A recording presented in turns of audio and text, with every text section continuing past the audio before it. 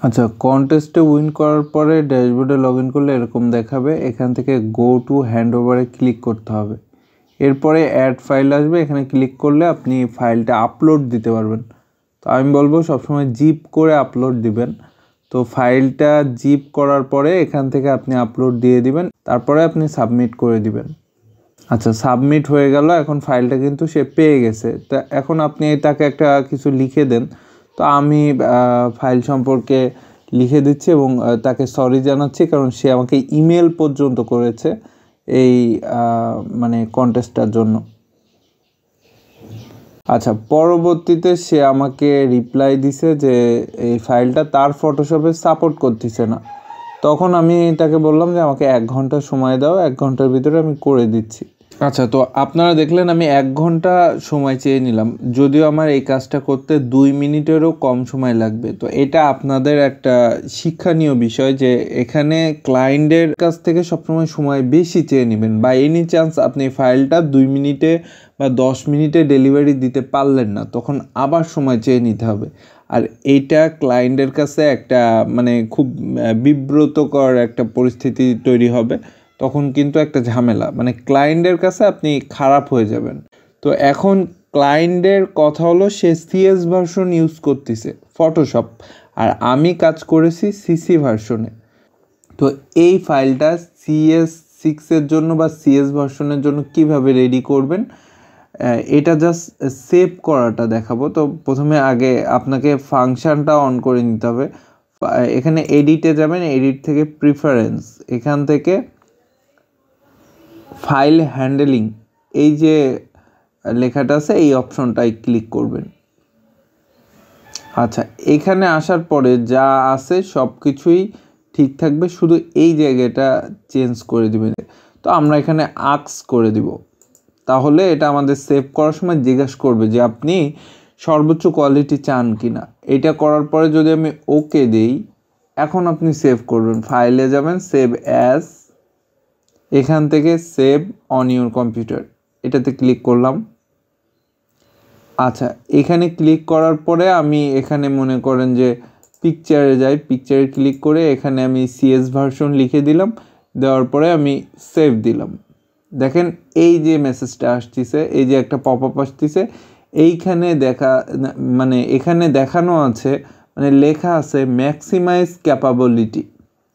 মানে এখানে আপনি ডো নট শো এগেন যদি দেন, তাহলে পরবর্তী সেভ করার সময় এই পপ আপটা আর আসবে না, এই মেসেজটা আর আসবে না।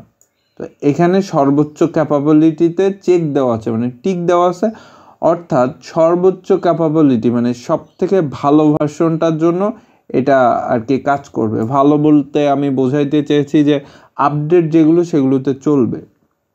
তো আমি এই চেকটা উঠাই দিব, তাহলে কি হলো, আমার সর্বোচ্চ ক্যাপাবিলিটি দরকার নাই, এখন আমার লোয়ার ক্লাস দরকার। তাহলে আমি এটা দিয়ে ওকে দিয়ে দিলাম। এখন যে ফাইলটা আমি পাবো সেটা হলো সিএসের জন্য কাজ করবে। আচ্ছা, এখন আমি ফাইলটাকে আপলোড দেওয়ার জন্য ক্লিক করলাম। একটু ওয়েট করতে হবে, যে আমার কম্পিউটারটা একটু স্লো কাজ করতেছে। আচ্ছা, এখন আমি ফাইলটাকে খুঁজে, মানে ফাইলটা কিন্তু আমার জিপ থাকতে হবে, ফাইলটাকে খুঁজে আমি আপলোড দিয়ে দিচ্ছি এখানে। তো আমি আমার ফাইলটা পেয়েছি, এখানে ডাবল ক্লিক করলাম। এখন আমি এটাকে জাস্ট সেন্ড করে দিব এখান থেকে। আমার মাউস নাই, আমি কম্পিউটারের এই ল্যাপটপের মাউস প্যাড ইউজ করতেছি। আচ্ছা, এই জন্য একটু মানে লেট হচ্ছে আর কি। আচ্ছা, আমি আর একটা আপডেট ফাইল দিচ্ছি, এটার ভেতরে আমি ফটোশপের লিঙ্কটা দিয়ে দিছি, ডাউনলোড লিঙ্কটা। একটু সময় লাগতে পারে আমার। ওকে, তো এখন ফাইলটা যখন আপলোড হয়ে গেল তখন আমার এই সমস্যাটা দেখা দিচ্ছে।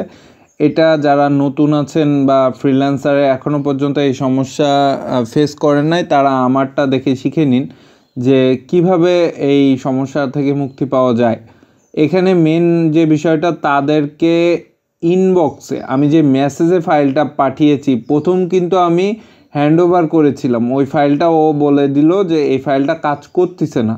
পরে আমি তার চেক করার জন্য মেসেজে দিলাম, কিন্তু কোনোভাবে এটা কাজ করতেছে না। এরপরে আমি যখন সিএস ভার্সন আপলোড দিলাম, সেটা মেসেজে দিছি, এবং মেন সমস্যা হলো কোনো লিঙ্ক দেওয়া যাবে না। আমি একটা টেক্সট ফাইলে ফটোশপ লিঙ্ক দিয়ে দিছি, এর কারণে এরকমটা দেখাচ্ছে এবং আমার পুরা আইপি সহ ব্লক করে দিছে ফ্রিল্যান্সার। এখন কি করতে হবে? এখন করণীয়, আপনি তাকে আলাদাভাবে যোগাযোগ করে ফাইলটা আপনি দিবেন। সে যদি আপনার কাছে ওই ডলারটা রিলিজ করে দেয়, অর্থাৎ আপনি হ্যান্ডওভার করছেন, সে চেক করবে, তারপরে ডলার রিলিজ করবে। যদি সে ডলার রিলিজ করে তাহলে আপনার আইপিটা আনব্লক করবে, না হলে 72 ঘন্টা সময় লাগবে, মানে 3 দিনের ভেতরে তারপরে যেয়ে তাই আইপিটা আনব্লক করবে। তো এই এক্সপিরিয়েন্সটা আমার আজকে প্রথম হলো। এর আগে আমি কখনো মেসেজে লিঙ্ক পাঠাইনি। সে যখন বলল যে সিএস ভার্সনেও কাজ করতেছে না, তখন আমি ফটোশপের লিঙ্ক পাঠিয়ে দিয়েছি। এর কারণে এমনটা আসতেছে।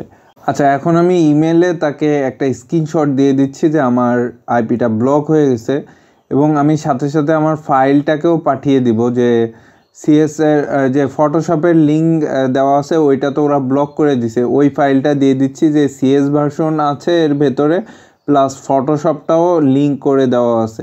তো সেটা আমি এখানে আবার লিখেও দিচ্ছি, তাহলে তার জন্য সুবিধা হবে। এবং সে যখন আমাকে ফ্রিল্যান্সারে পেলো না, মানে আমি 3 দিন ফ্রিল্যান্সারের বাইরে ছিলাম, লগ ইন করি নাই, তখন সে আমার এই ইমেলটা কোথা থেকে কালেক্ট করছে, করে আমাকে মেইল করছে যে আমি তোমাকে উইন করছিলাম, কিন্তু 3 দিন ধরে উইন করছি, কিন্তু তুমি অনলাইনে আসো না।